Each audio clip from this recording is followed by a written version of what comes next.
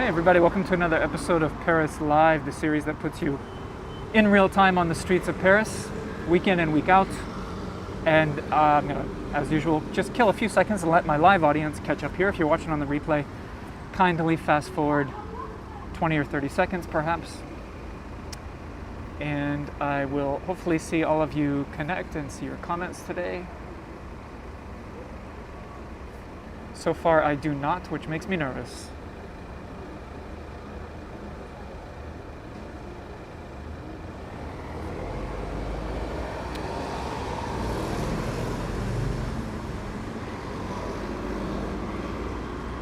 Okay, so our usual glitch of I cannot see any of you there, but I'm going to trust that you are there because you're always there, even if I don't see you. So I'm afraid that I won't be able to see your comments today, but that's all right. We're still going to soldier on because we've got a lot of fun stuff to experience today. I guess everyone's here now. I'm going to assume that. So I want to thank you for joining me, episode 121. We're in the 17th arrondissement. We are actually, let me show you where we are precisely. It just so happens we're at the exact opposite edge of where we were last week. Last week on the map we were in the lower right portion in the 13th arrondissement.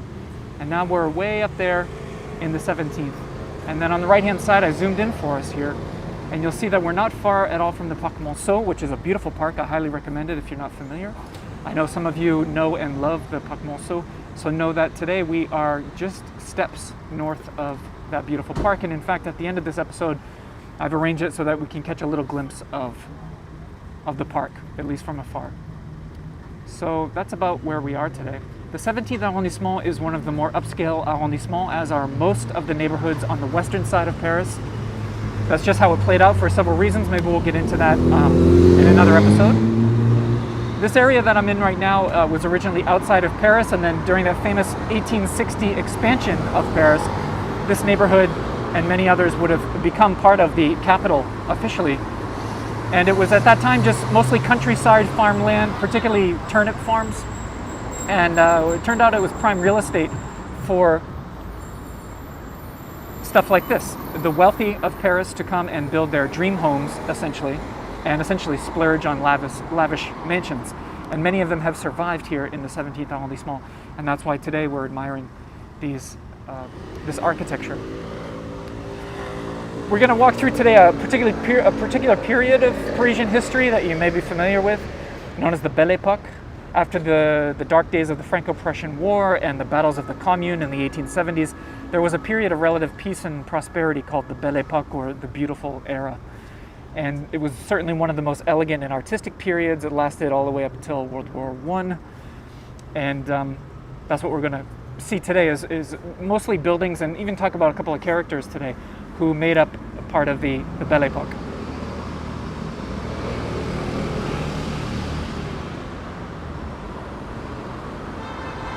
Let me show you another view here. We're going to get on my bike here, as usual. That's how we're going to get around today. It's my preferred method of transportation lately.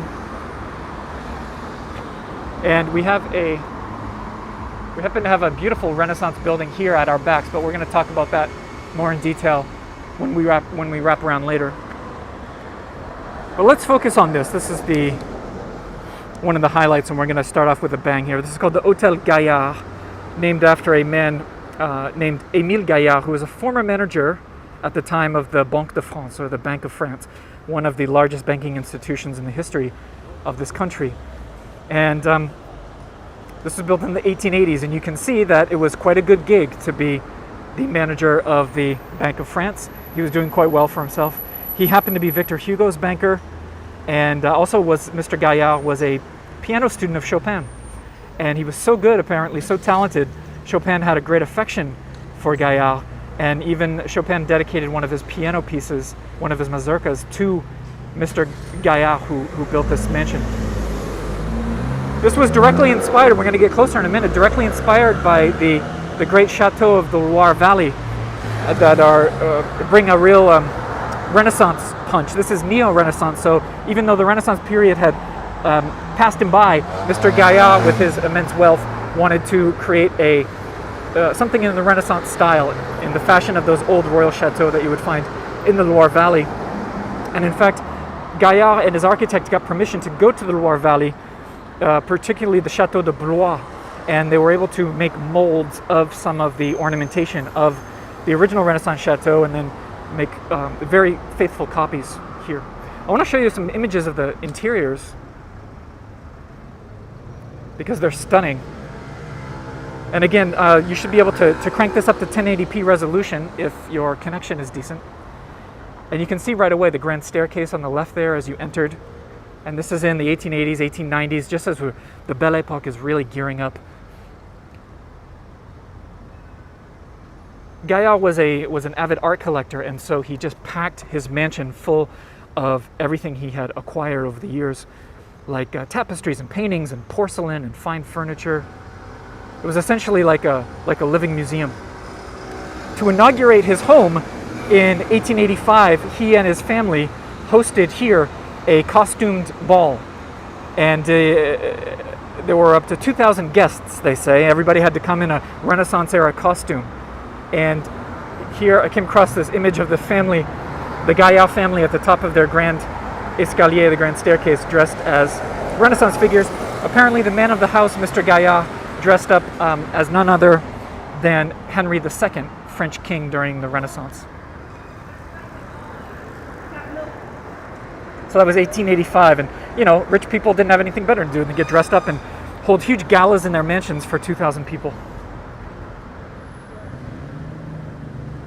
So how about we hop on the steed here and get a little bit closer.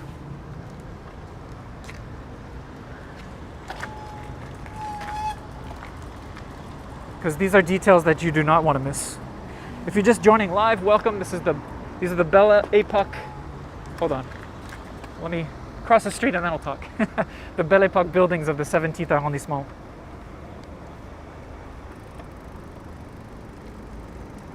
And this thing is spectacular. We got a bit of sun coming out. I'm going to try to do is zoom in on some details for you.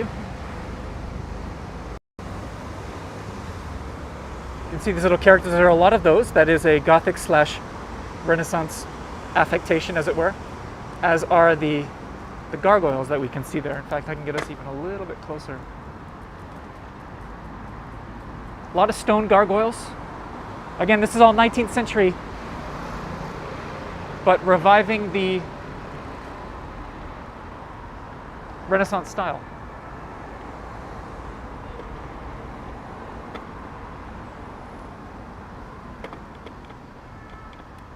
Absolutely stunning. I'll tell you in a minute what this building is nowadays. So you've got the polychromatic brick. I don't know if you noticed that again, directly drawn from the Renaissance architecture from the 16th, 17th century.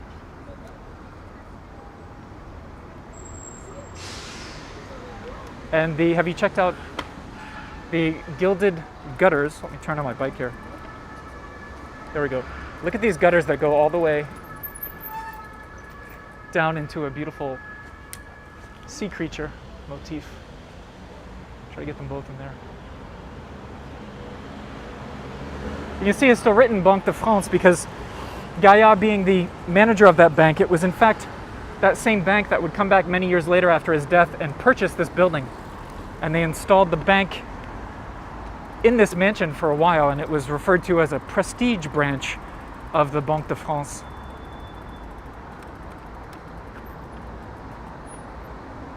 So we're just going to take our time and soak up all these gorgeous neo-Renaissance details.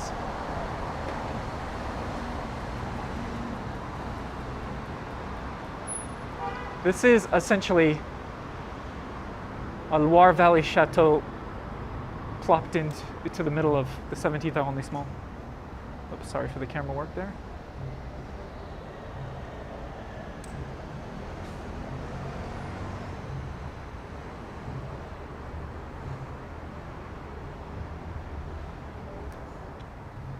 If I bring us back over here, we've got the larger door. Let me zoom out. The larger door and the smaller one.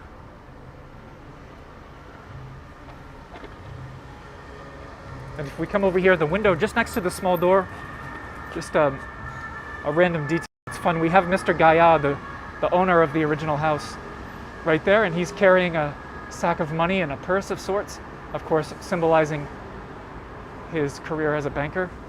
And then on the left, we have a gentleman by the name of Frye, who is the architect. You can see him there with his tools.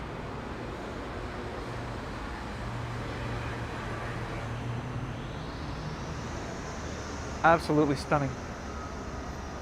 If you're going to hold a costume de bal with 2,000 guests, this is definitely where you would want to do it.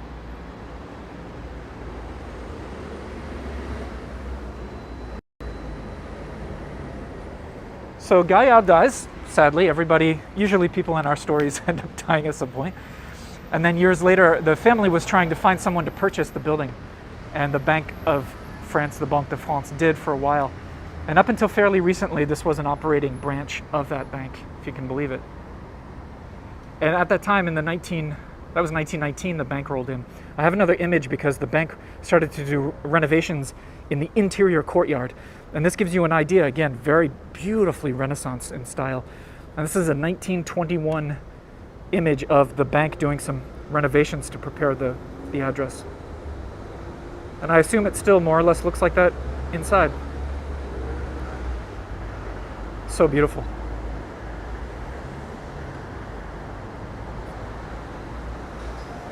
So when the bank moved in, let me get even further back here. I'll give you the...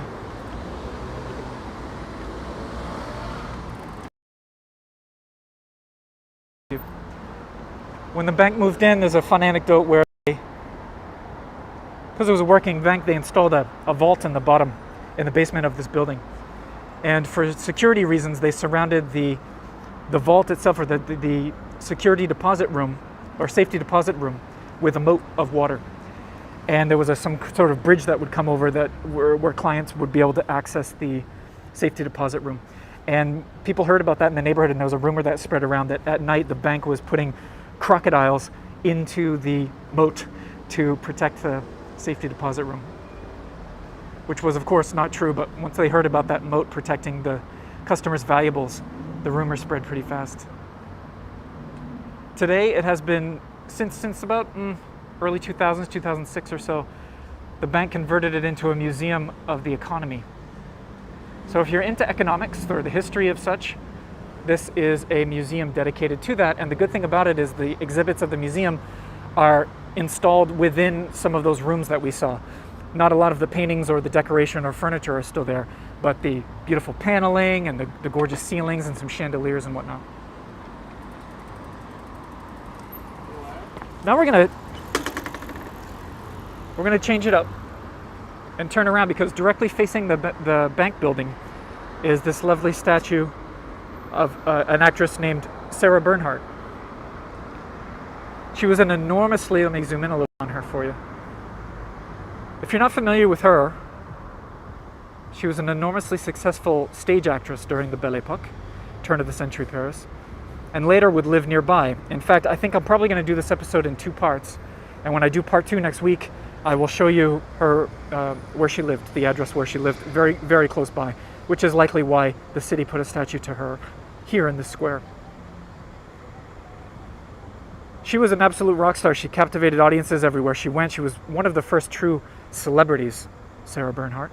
And if I ever, by mistake, call her Sandra Bernhardt, as in the comedienne, then I apologize. I can sometimes get those confused if I don't pay attention. This is Sarah Bernhardt. And at the bottom here, it says to Sarah Bernhardt, and then it says from her comrades, her friends, and her admirers. Ses admirateurs.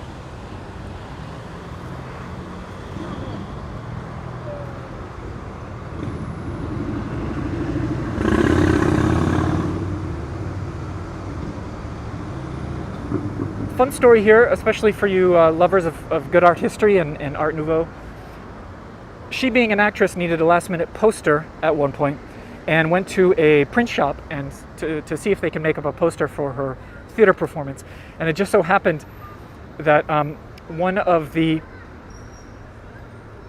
workers there at the print shop was a man by the name of Alphonse Mucha, or Mucha, depending on how you want to pronounce it. There are all kinds of different pronunciations, but I'm going to use Mucha. And these were some of the iconic turn-of-the-century Art Nouveau posters that Mucha was famous for, depicting Sarah Bernhardt in her various shows. And once he made that first poster for her, she was in love, and they, in love in a very platonic sense. And they started a decades-long collaboration between the two of them, of Mucha making these stunning theater posters for Bernhardt. Speaking of Bernhardt herself, here is a lovely portrait of her.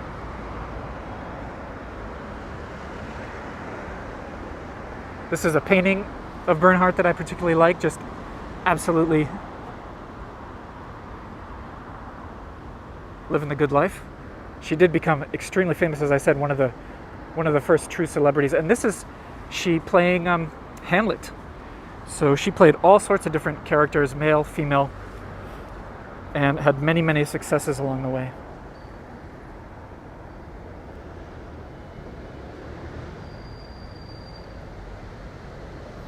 One last thing is on the back here, we have a couple of theatrical. So Sarah Bernhardt will come back to our story, but she was one of the iconic characters of the Belle Époque.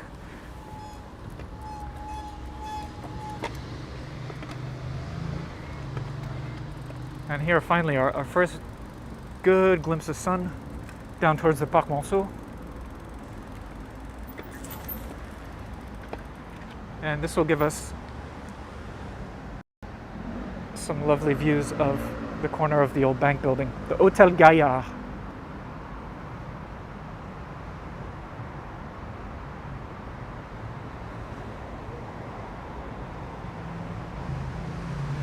Anytime you can frame it with the leaves, then life is good.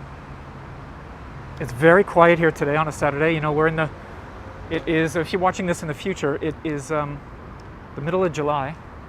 And this is a time where a lot of folks are taking off on vacation. So particularly here in the 17th, where you have a lot of embassies and offices and whatnot, a lot of places on a Saturday in mid-July are just going to be closed. So nice and quiet for our purposes today. And here we just got a string of really lovely architecture that fits right into the Belle Époque period. Again, we're talking for the Belle Époque between 1871 and 1914, when the First World War would start. Of course, put a damper on everything.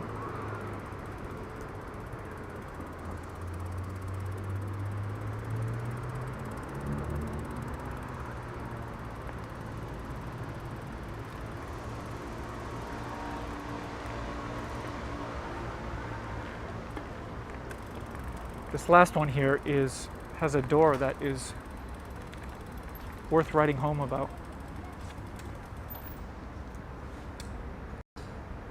With the lions. Oh yes. Oh, it's so good. So good.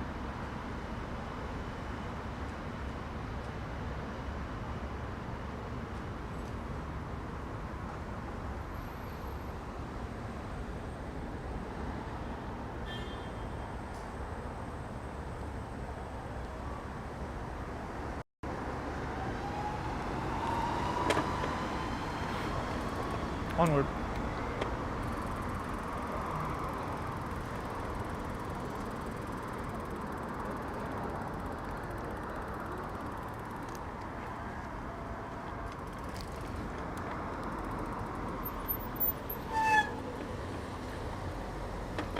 Bonjour monsieur.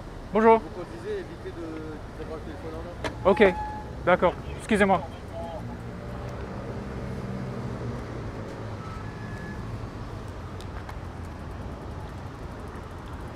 I want to show you this beautiful statue. Oh, look how green it is today with that sun. Oh, so good. This is a statue of Alexandre Dumas. And I talked about Dumas in a previous episode. Remember we talked about the Chateau de Monte Cristo? That was episode number 99 if you want to check that out here on my YouTube channel.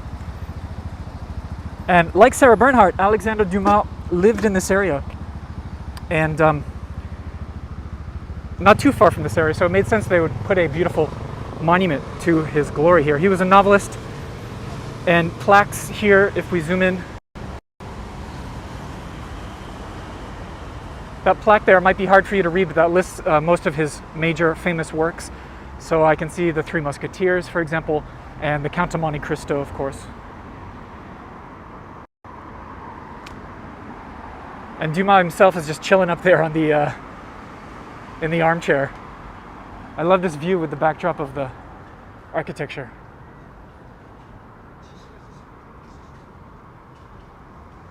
So he was not a part of the Belle Époque. He came before that period, but he definitely had an influence on the Belle Époque because he incidentally knew Sarah Bernhardt, the actress we just talked about. And Dumas was a staunch supporter of Sarah and helped to promote her early career. There are also monuments here to Dumas' son and also his father, because this is in a way a story of three different Dumas boys. The grandfather, this guy, and then the son. Three different generations of great men, great accomplishments. This Alexandre Dumas tends to be the one we talk about the most. Three Musketeers, Count of Monte Cristo. This is the guy who gets the most press, so to speak. But his son was very well known and very successful, as was his father.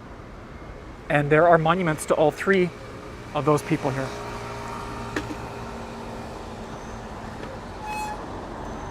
So let me just do the sort of once around. We're going to borrow the sidewalk here. It's very quiet today and we're going nice and slow, so hopefully it won't bother anybody.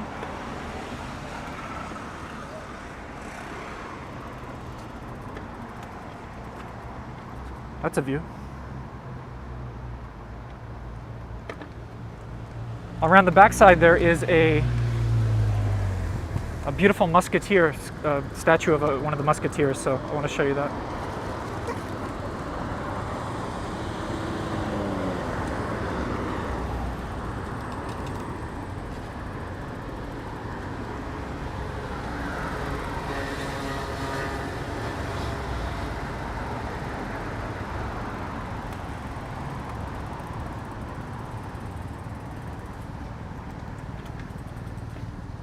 Gorgeous. There's our Musketeer.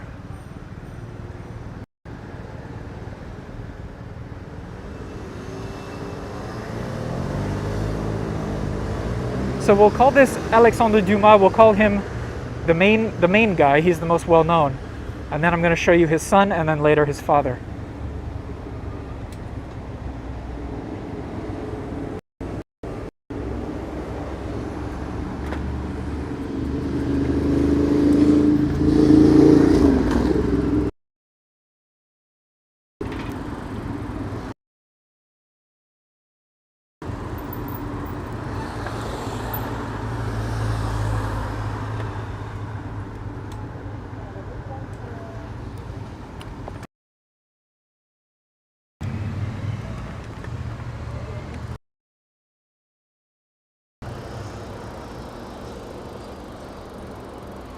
The square in the 17th is called the Place du Général Catroux. I'll show you that street sign a little bit later. And it is in the shape of a big X. So you've got these two large boulevards that cross each other right here in the center, creating four different green spaces.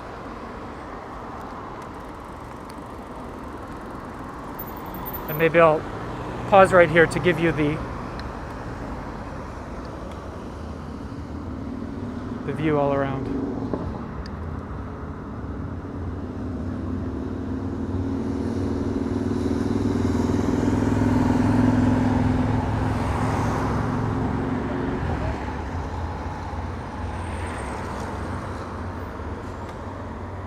Really lovely, lovely spot if you can make it out here.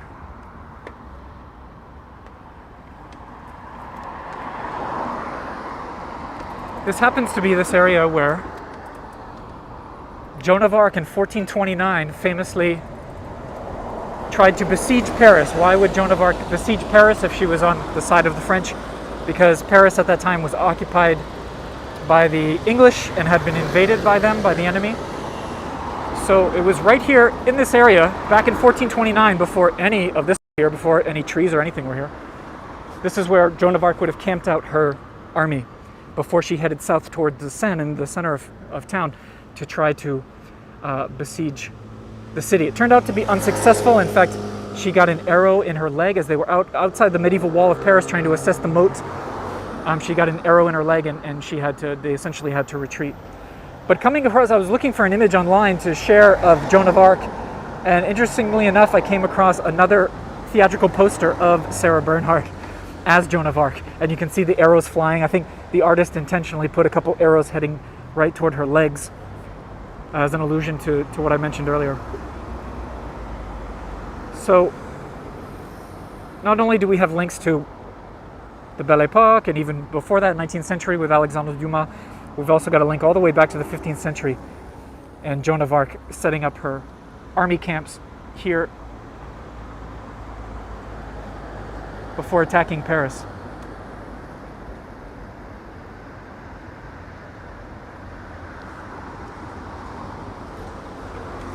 Also, as we go by here, we've got a nice, more zoomed out view of the Banque building. I just can't get enough of this, as you can tell.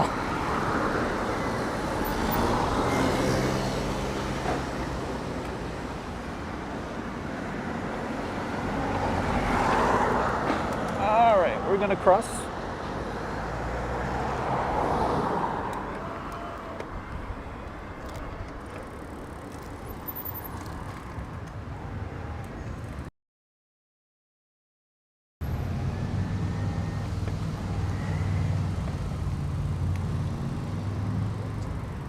This is the statue to the son of Alexandre Dumas.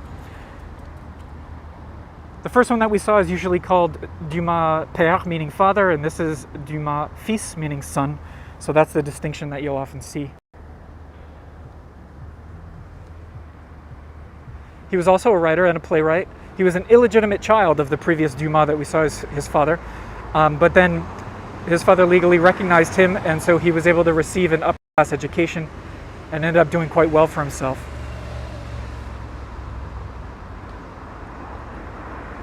I took the liberty of putting the two father and son portraits together because I get a kick out of seeing this. You can see that the hair, there's definitely a similarity in the hair and the shape of the face. So on the left we've got the first one that we just talked about with the three Musketeers, Dumas, and then his son. And his son was no slouch. I mean, not as famous as his father, but certainly no slouch. He ended up being part of the prestigious Académie Française and the Legion of Honor in France, which is a big deal. Incidentally, Sarah Bernhardt, the same actress, starred in one of the plays of the son on the right-hand side called La Dame aux Camélias. And that was one of the posters by Mucha that I showed you earlier, one of those beautiful slender posters. One of them was for a play written by the son here.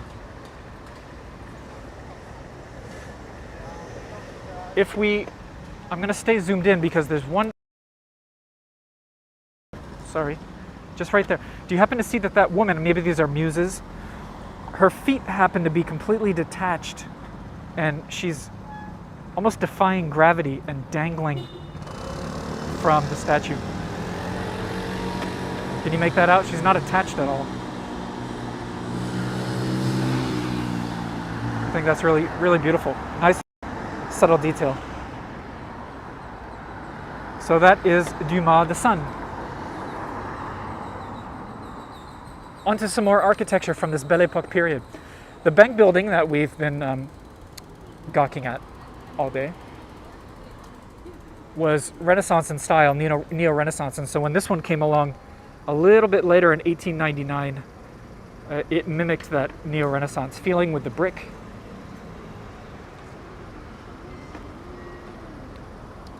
And we're going to cross real quick. We're going to zoom in on some of these details here. First on the side. And I'm even gonna park the bike for a sec. If it wants to. Yep, okay.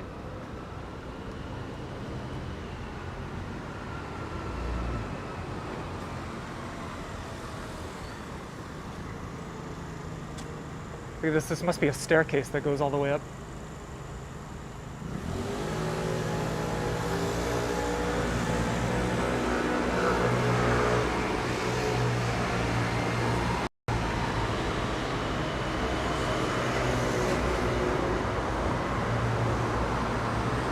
Got a man and woman motif. Could have been the couple of the house, or it could be something else. And then up above we've got a ram and a lion, which may be zodiac related.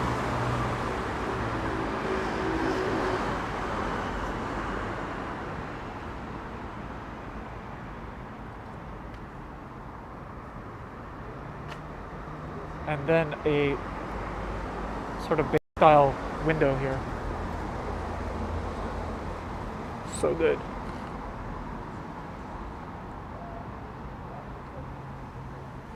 Again with the man and woman theme here. If I might zoom in a little bit.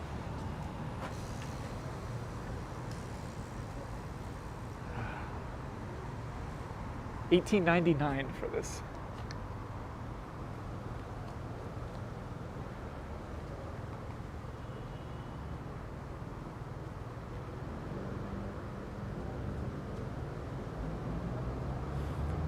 And then this is just a random thing that caught my eye.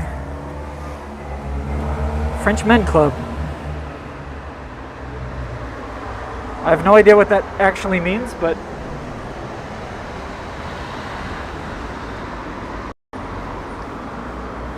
okay, onward. Let's wrap around this building. Let me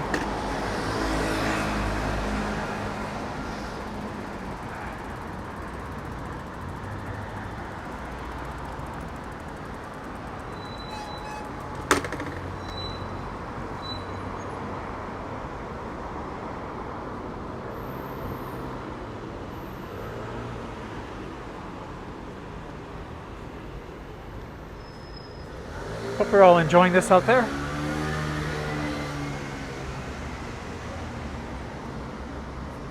This is once again the man and woman. I know sometimes we speculated whether these could be the historical lovers of Héloïse and Abelard. And as usual, it's sort of anyone's guess. Could also be the man and wife of the house. Okay. Onward. The building at the other corner of this block is a stunner.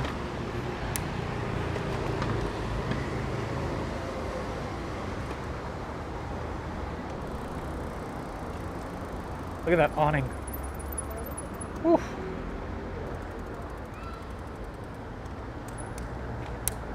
Oh, so good.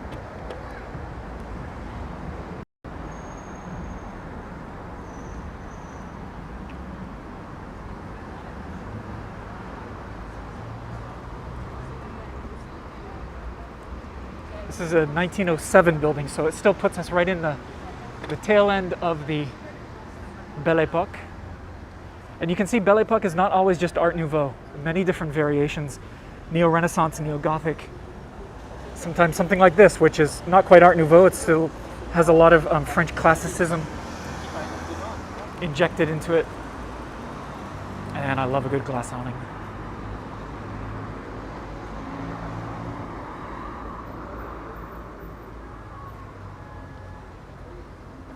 Amazing. I'll back up and give you more of an overall view of this building. But here we'll see the name of the current square for those who are keeping track. And then you can see up there crossed out, it used to be called the Place Malesherbes. And that's what this area is sometimes called, the Malesherbes district. There's a boulevard Malesherbes, etc., and you'll see that name around here a lot. I happen to call this area the Malesherbes district. That's how I differentiate it, or it's also just the another name for it. We'll cross the street here for a broader view of our beautiful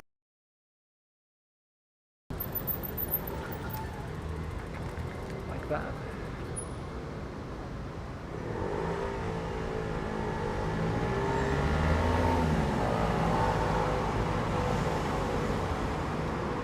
And then for good measure, the other one that we saw there, the Renaissance style. And you can see the brick theme really pervades here in the square.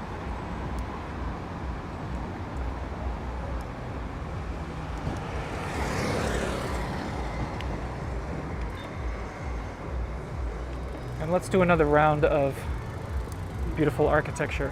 Why not?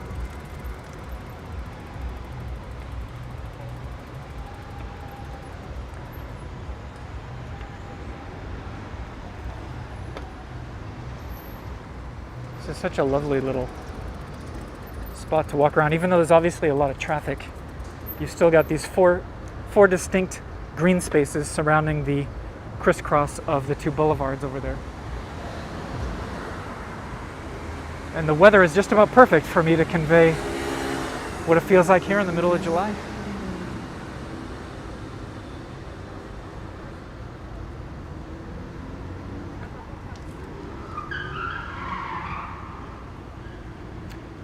A couple of good doors there.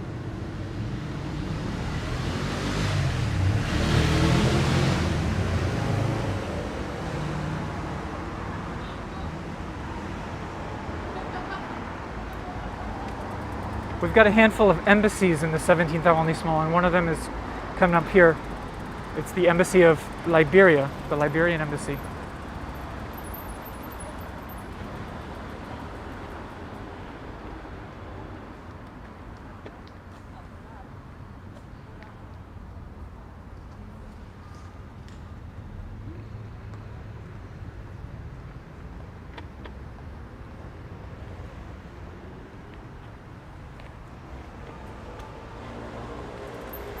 And then look at this beauty. I want to keep some of the leaves in the composition for this one.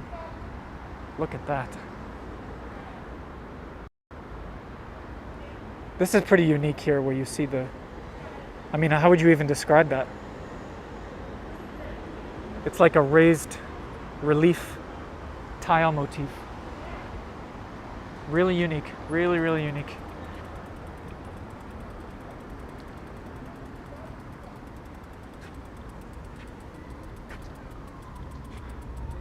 But the real highlight, the door's great, obviously. The doors are always great here.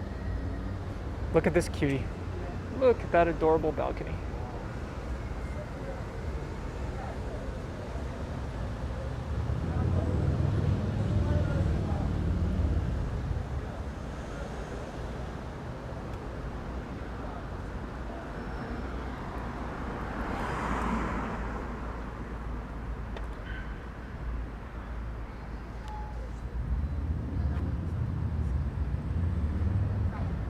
And then more brick.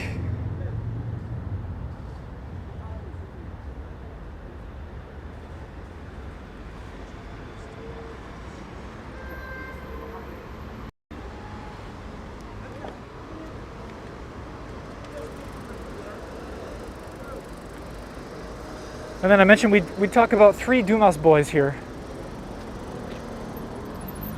And this is a sculpture commemorating the third one, or chronologically speaking, the first one. Let me show you the plaque here. This is called fer, which is the French word for handcuffs. As you can see, it obviously represents that. 2008. And you can see it's for General Alexandre Dumas. That is neither of the Alexandre Dumas that we have talked about previously, but it's the grandfather, as it were, who happened to be a very big deal. And the reason we have handcuffs to represent his story is because he was born into slavery. His mother was an African slave in Haiti. So he's born in Haiti into slavery from day one, but then managed to break out of that, and in fact went on to be an officer of the French Revolution, fighting for the French during that period, and then even became a general under Napoleon Bonaparte. A very successful general. I have an image here, a painting of the original Alexandre Dumas, which happened to be, by the way, a pseudonym that he chose. That Dumas wasn't his actual family name, but he changed it to that at some point, and it stuck. And he would, of course, eventually hand down that name to his son, who wrote the Three Musketeers, etc., and then to his son, and the name Alexandre Dumas got a lot of good use out of it. So yeah, born into slavery, worked his way up, and essentially had this victorious rise as a military leader, particularly under Napoleon. Just for fun, because we saw earlier the portrait of father and son, I removed the color. I made the painting black and white so you can see the three generations here of the three Alexandre Dumas. And I don't know, you can let me know in the comments if you see a resemblance. Three really, really great, successful men.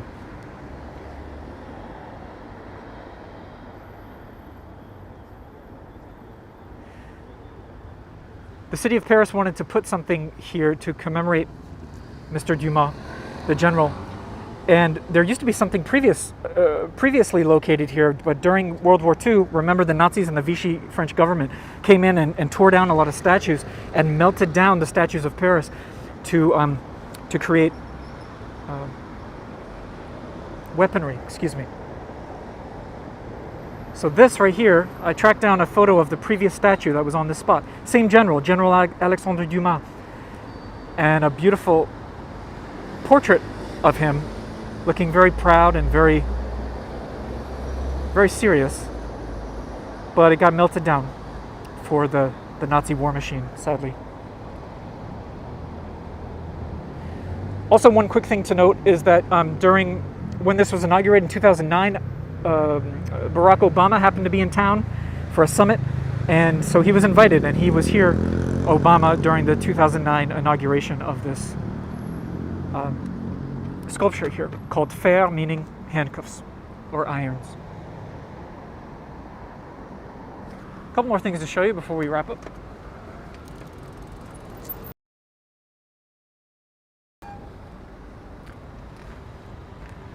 I just wanted to point this out. It's a little bit of an architectural flourish where they had the side of the building that was pretty bland, but then they just added this faux archway to it, which I think is really fantastic.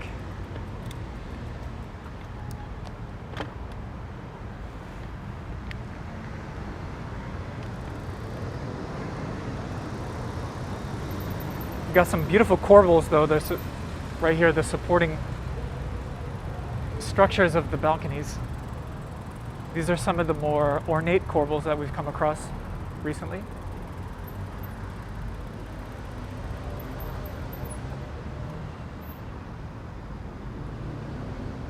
Isn't that amazing when the doorway technically has its own little balcony?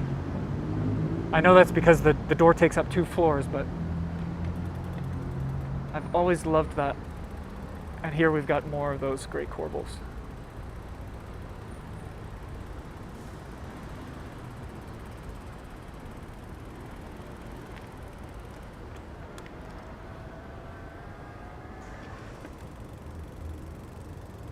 And this might surprise you. This is a branch of the Sorbonne University. Most of it, of course, being in the 5th arrondissement, the Latin Quarter. I don't know if you can make out the sign up there, but it says the University of Sorbonne. And this is the Malesherbes branch of it. Grand doorway.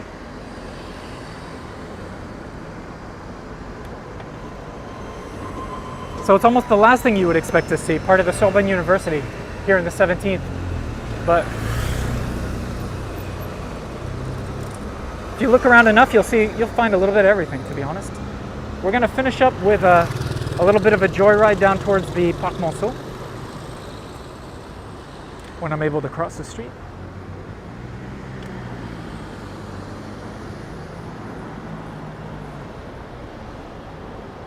Okay, here we go.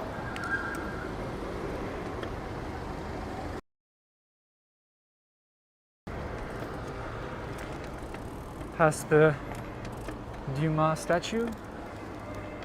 So I mentioned at the start of this episode that we're very close to the Parc Monceau, and so certain streets you get beautiful views toward the park, and this is no exception. We've got no traffic whatsoever. It's very quiet here. So this is what I can only describe this as a theatrical approach to the Parc Monceau. In fact, let me enhance it by zooming in a little bit. You can see the little rotunda of the Parc Monceau, one of its famous monuments. And there's just something so European and beautiful and aesthetic about approaching it from the street. I'll try to flash the name of the street when we get to the end.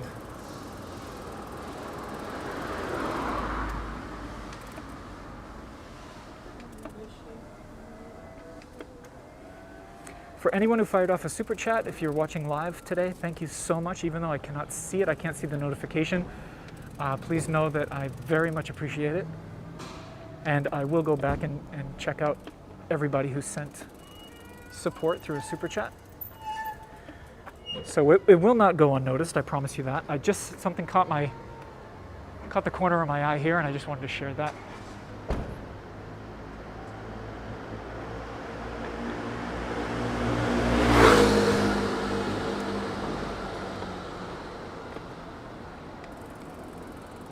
Look at this. I could ride down this street all day long.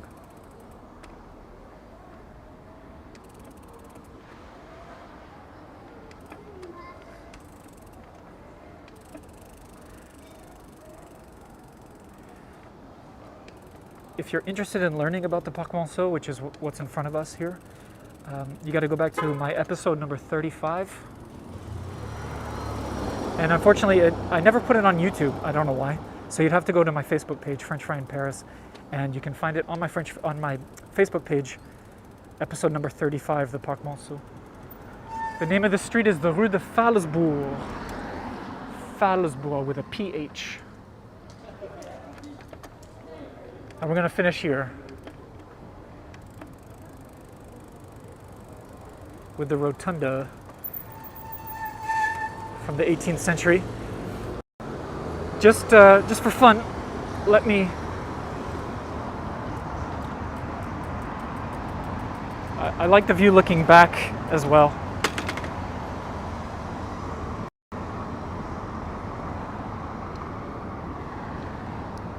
There's no traffic, so I'm going to stand out in the street. Look at that. How great is that? Okay, everybody, we're going to wrap this up. Hope you enjoyed this. I'm going to do a tour extension because my bike ride home essentially is going to be long, and it's going to take me through a lot of Paris. So I figured I would share that with my patrons, my Patreon supporters. So those of you who are part of our Facebook group, the Cafe Chats group, go head over there in about 5 minutes, and I will fire up a live stream bike ride as I make my way slowly home through the city.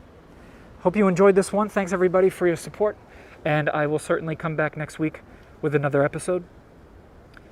And take care of yourselves. I hope to see you soon. Bye-bye.